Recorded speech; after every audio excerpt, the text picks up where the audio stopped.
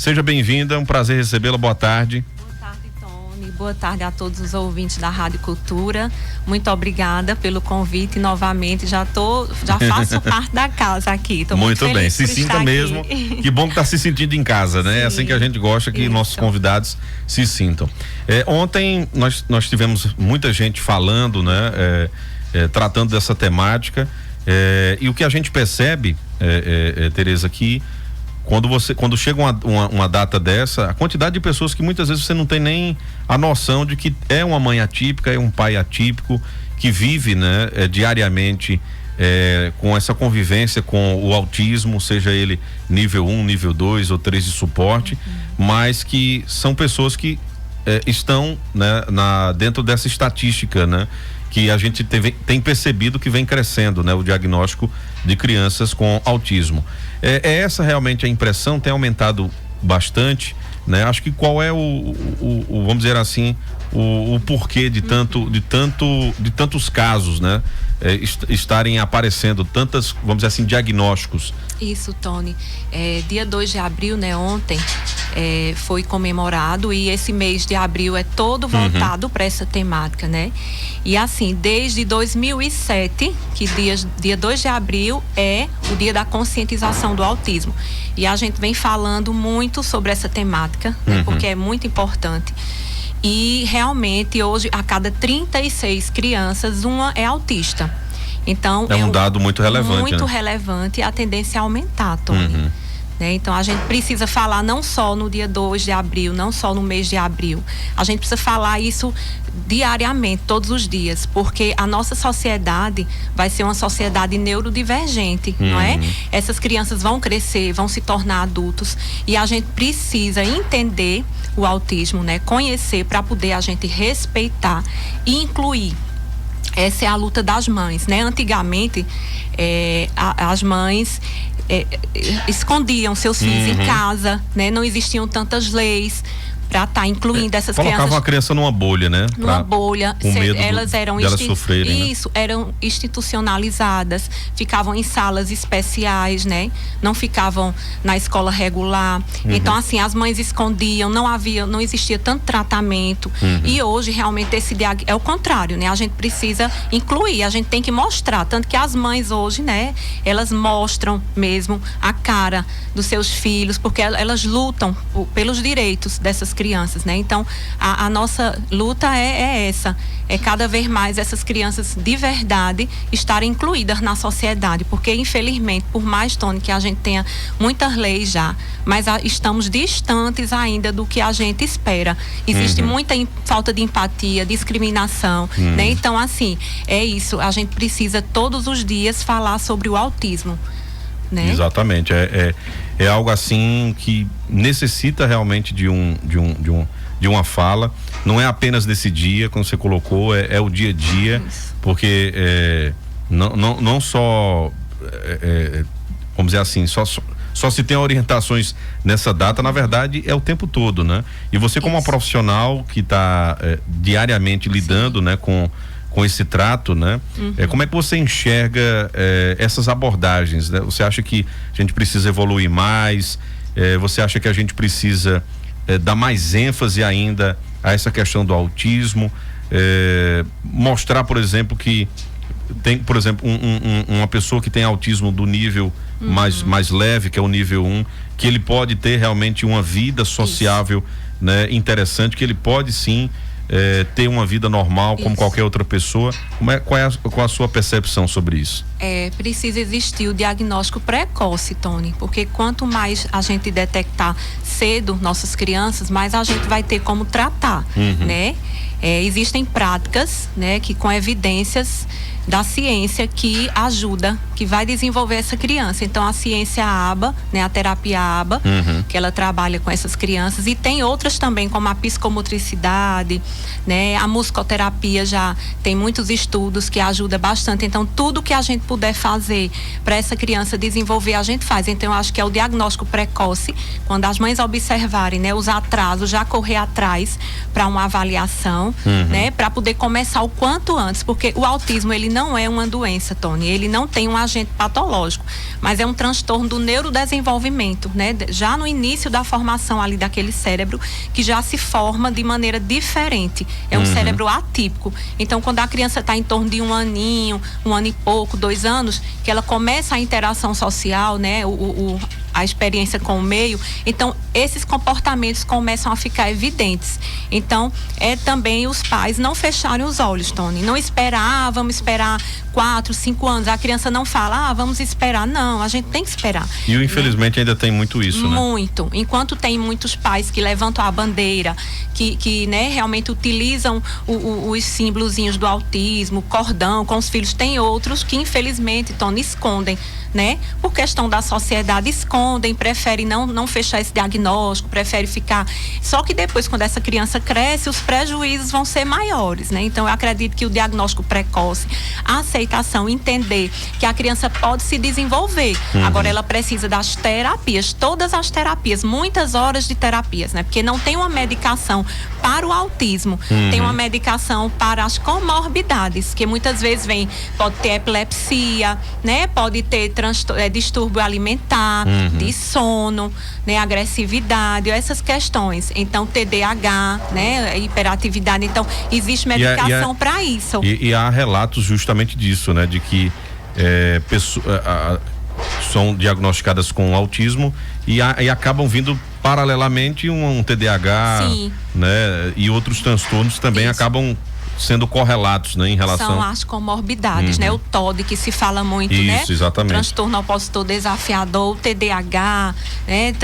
Distúrbios do sono. Então, isso a medicação vai tratar. Agora, para a criança desenvolver seu potencial e conseguir ter uma autonomia, independente do nível que ela se encontra, ela precisa, esse pai, essa mãe precisa estar na luta das terapias diariamente.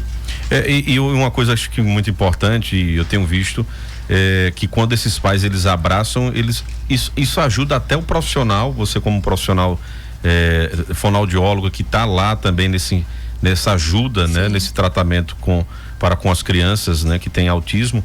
E quando um pai e a mãe eles estão ali dentro da causa, facilita também, né, o trabalho. Muito, Tony. Inclusive hoje lá no meu consultório, antes de eu vir para cá, eu recebi um pai e uma mãe de Belmonte com a criança, que inclusive recebeu alta.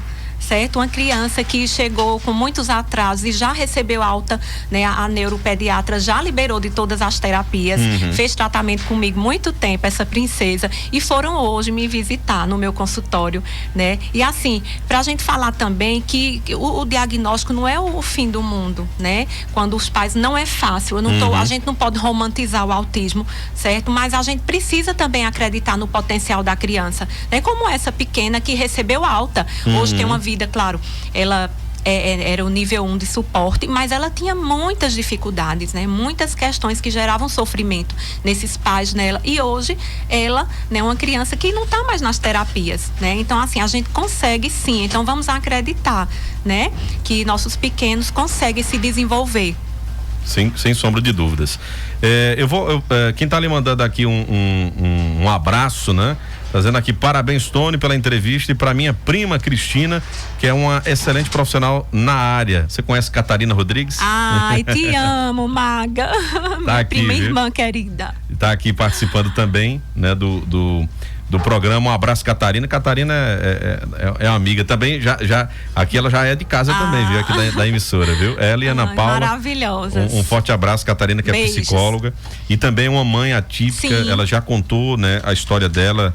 Inclusive eu vi a foto dela, mais o Beni. O Beni, eu né? atendo o Beni também, meu amorzinho. Beijo, Beni. Então, além de uma grande profissional, é também uma mãe atípica que está nesse enfrentamento também. Parabéns à minha amiga Catarina, viu? Ela e a irmã dela também, que é Maiane, que é fono. Maravilhosa. Inclusive vai estar amanhã lá com a gente também nesse dia, né? Catarina também vai estar lá. Então as irmãs vão estar lá também nos ajudando para a gente disseminar muito isso.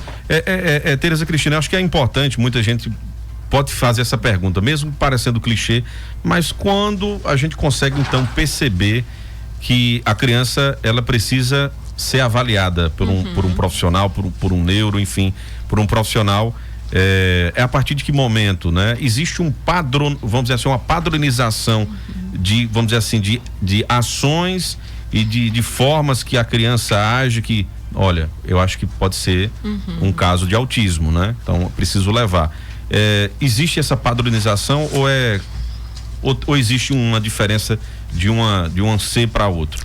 Essa pergunta é super importante, Tony, porque de imediato, interessante, o que eles observam logo é o atraso da fala, né? Da linguagem. Então, que entra diretamente na sua área, né? Diretamente. Então, muitas vezes, como eu falei aqui da outra vez, procuram logo o fonoaudiólogo, né? Porque a criança não fala, meu filho não fala.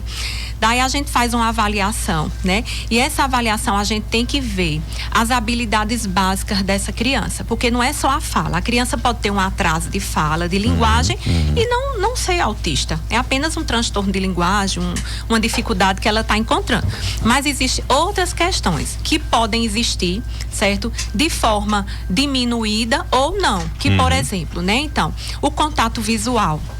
Aquela criança que tem dificuldade em olhar, certo? Mas não quer, Tereza, mas não olha, quer dizer também que é autista. Não, a gente, para fechar os critérios diagnósticos, tem o DSM-5, que é um livro, um manual de transtornos mentais, né?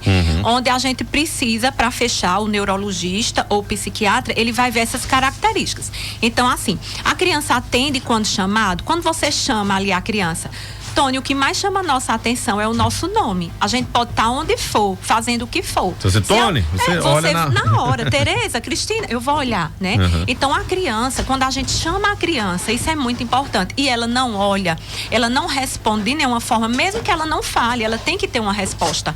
E ela não tem, a gente já liga o alerta. Então, a atenção compartilhada, quando ela não compartilha nada, ela não aponta, ela não imita, certo? O contato visual é rebaixado. Então, todas essas habilidades, né? E aí tem outras questões que a gente tem no autismo, as estereotipias, aqueles movimentozinhos repetitivos, né? Com as mãozinhas, com os dedos. Eu tô falando algumas características para os ouvintes irem prestando atenção, mas não quer dizer que a criança vai ser autista, né? Às vezes ela pode andar em pontinha de pé, ela pode ter dificuldade de seletividade alimentar, né? Ela tem uma rigidez cognitiva, tem dificuldade de mudanças, né? Tem padrões repetitivos, aquela criança muito organizada que separa tudo por cores, que enfileira, né? Então chama muita atenção. Mas quando é mais novinha, o que vai chamar primeiro vai ser o atraso da fala, da linguagem. Daí a gente faz uma avaliação com todas essas questões, né? Vai para o neuro ou o psiquiatra infantil para poder começar as terapias e depois fechar um diagnóstico se realmente for, com muito os relatórios da equipe. Tem alguns ouvintes participando, né? Tem um ouvinte que mandou um áudio pra gente, 2 na verdade, vamos colocar aqui e vou colocar o retorno aqui pra nossa amiga Tereza Cristina acompanhar. Vamos lá? Bom dia, Tony. Bom dia, doutora. Eu faço questão de usar o crachá com o autismo do meu filho, porque eu não vou esconder uma coisa que ele tem. E outra, é uma coisa que ele merece respeito e respeito das pessoas, né? E falando em empatia com as crianças autistas, eu fui no setor público passei no médico e solicitar um raio-x. Chegando até esse local de fazer o raio-x, o pessoal entrou lá para dentro, ficou lá dentro conversando muito tempo, e na hora de sair, e ele já estava estressado, agoniado, que ele não tem paciência de ficar esperando. E só foi atender porque veio uma pessoa, disse, estão aí dentro, fechado aí, ninguém sai para atender, e meu filho já está aperreado. Aí foi que essa pessoa pegou a receita dele, entrou e mostrou lá, disse aqui, tem uma mãe aqui querendo ser atendida. Quer dizer, falta empatia. Cadê a empatia desse pessoal que trabalha no setor público? Né? Então vamos ter mais atenção com as crianças autistas, que eles não pediram para nascer assim, né? Ela mandou outro áudio comentando. Ontem passou falando no jornal da Globo do Recife, né? Que Serra Talhada e Salgueiro é o local que estão mandando mais crianças para fazer tratamento, por causa que não tem aqui em Serra Talhada e Recife um local apropriado para cuidar das crianças autistas. E o médico falou que eles têm que fazer algo para as crianças serem tratarem suicidado e não ter que sair para fora. Eu acho que ela entra nessa questão, também questão via SUS, né? Via vamos dizer assim, tratamentos de forma pública, né? É até interessante. A Tereza Tereza Cristina é uma fono, especialista nessa área, então ela vai trabalhar dentro da sua área, mas claro que existe uma equipe multidisciplinar por trás de tudo isso, né? Por trás dessa atenção. Na rede pública existe algum tipo de tratamento hoje, por exemplo, fornecido para mães que realmente não tenham condições de arcar, né, com as terapias? Tony, existe, né?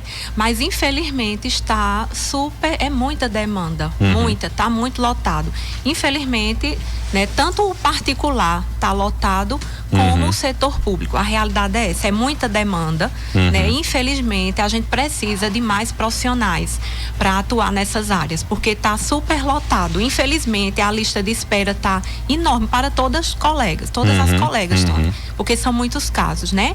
E ela falou da questão do cordão, parabéns, né, mãezinha? Realmente é muito importante utilizar, porque tá identificando, Tony. Chega muitas mães, às vezes, no consultório, tristes, porque passam por esses constrangimentos, né? Porque a criança autista, ela tem alterações sensoriais. Então, quando ela chega num ambiente de muito estímulo visual, estímulo auditivo, ela pode se desorganizar. Ela pode ter uma crise naquele momento. E se ela tá identificada com cordãozinho, é mais fácil para as pessoas entenderem, né? Deixarem ali a mãe acalmar a criança, não ficar todo mundo em cima, julgando a mãe, apontando, né? Que é o que tem tanto, eu nunca vi, muito, né? Tony. Por que ainda existe isso, né? As pessoas apontam, muitas vezes quer dar pitaco na vida. Diz que é malcriação da mãe, né? Julgam as mãezinhas e não entende que ali é uma crise que a criança está tendo, né? Então, assim, o cordãozinho é importante utilizar porque vai estar identificando, né? E, infelizmente, a gente tem aqui em Serra Talhada tratamento, temos equipe multidisciplinares, né? Mas, infelizmente, a fila tá grande, porque são muitos casos. Exatamente, né? Então, é até uma maneira, ela falando, né, da gente também provocar, né, os nossos representantes, seja na esfera municipal, estadual e nacional, para que se coloque mais, né, recursos, disponibilize mais profissionais para esse atendimento, né? Que a gente sabe que é uma dura realidade. Tem a questão jurídica também que você pode também requerer, quem tem criança com autismo pode requerer algum tipo de benefício, né? Para ajudar justamente nesses tratamentos, porque demora um pouco via SUS. Então a mãe ali, se for algo que tem que ser rápido, vai conseguir pagar justamente uma consulta, né, específica. O Hilda do bairro do Ipicep tá dizendo: Tony, manda um abraço aí pra minha amiga Cris, né? É uma profissional maravilhosa, tá aqui também acompanhando. Beijo, Hildinha. Tá aqui acompanhando. Tem um outro áudio aqui, acho que é Dona Maura, vamos ouvir. Diga a Tereza Cristina que eu tô mandando um cheiro bem grande pra ela. Ela é um amor de pessoa. Dona Maura mandou. Beijo, obrigada. A vovó mais nova do ano. Eita, a vovó do ano, Tony. Você é a avó. Tá vendo aí? A Tereza tinha me dito, viu? Que, rapaz, tu não acredita, tão nova, vai ser a avó, mas é assim mesmo, né? Bom. Vai vir com muita saúde pra ser o xodó, né? Tá dizendo aqui, deixa eu ver se tem mais outro áudio, né? Eu já passei por isso daí, porque meu filho estava desse jeito e a pessoa veio me dar moral, né? Eu fui até a pessoa, simplesmente falei: o senhor sabe o que é que ele tem? Aí ele disse: não. Então eu vou dizer pro senhor o que é que ele tem e o que ele faz isso daí não é porque ele quer não é porque ele tem educação não. Aí ele ficou pensando. E falar em crítica, recebi muita crítica, inclusive recebi crítica do lugar que eu estava trabalhando e que eu mesmo saí do trabalho porque eu tenho que cuidar dele, e a pessoa disse simplesmente que eu quem dei a doença para meu filho. Isso é revoltante a gente ouvir isso. Isso é um absurdo, né? Essa fala aí, Tony, é tão interessante. Às vezes as mães, você acredita que o índice de separação, né, dos casamentos, que existem filhos atípicos, é bem maior, Tony? É bem maior, porque às vezes até o próprio pai, né? A gente escuta muito, eu escuto isso direto no meu consultório, de dizer assim: olha, meu marido disse que eu tô procurando doença, que eu tô andando em terapia, que eu tô andando para médico, porque eu tô querendo botar doença no meu filho. Minha gente, qual é a mãe que quer colocar doença no filho? né? Isso é verdade. E aí acontece, e o pessoal de fora também julga muito isso, né? Que tá botando doença, porque quem sabe é a mãe, Tony. Quem lida ali diariamente com a criança é a mãe, então ela sabe as dificuldades, né? Que a criança tá tendo. Então ela não tá atrás de doença, ela tá atrás de tratamento, né? De fechar um diagnóstico, de buscar ajuda. Sem sombra de dúvidas, isso é importante. Minha amiga Tereza Cristina, me diga uma coisa, hoje uma mãe, né, que está nos ouvindo e está, né, com essa, vamos dizer assim, essa dificuldade de aceitar, né?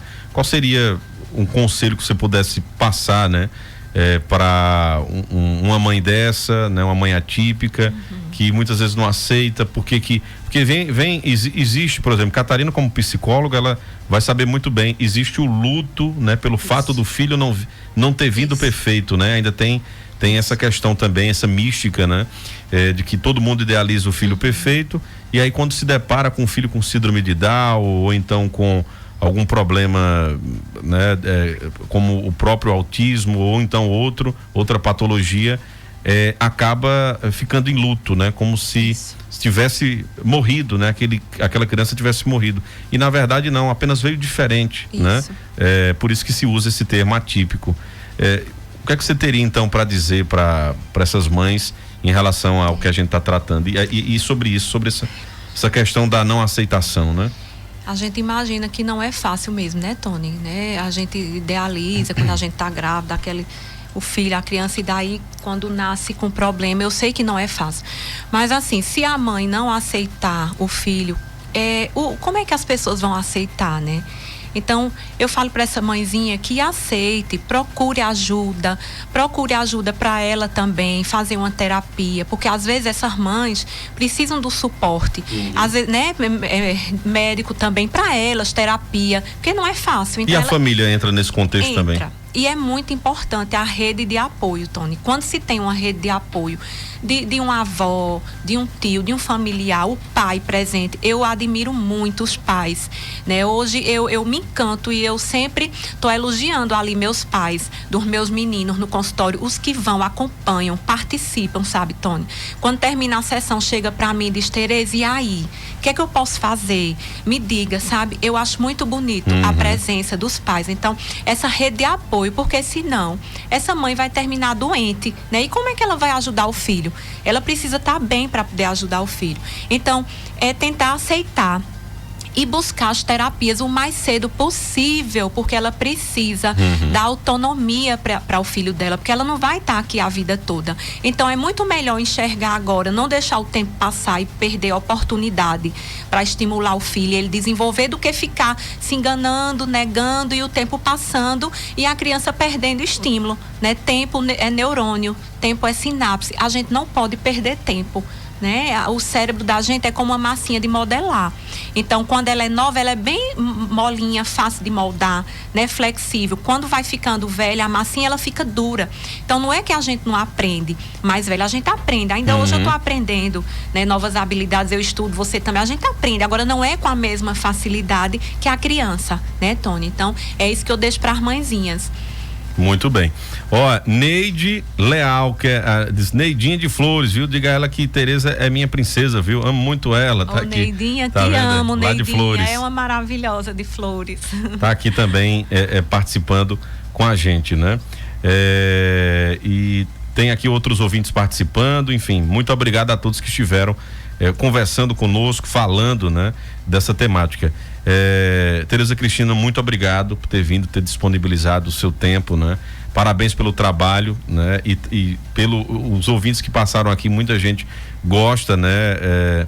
Da sua atuação como profissional e que você também tem empatia, né? Acho que a frase que fica foi o que você disse no início, né? As pessoas precisam ter empatia com a causa.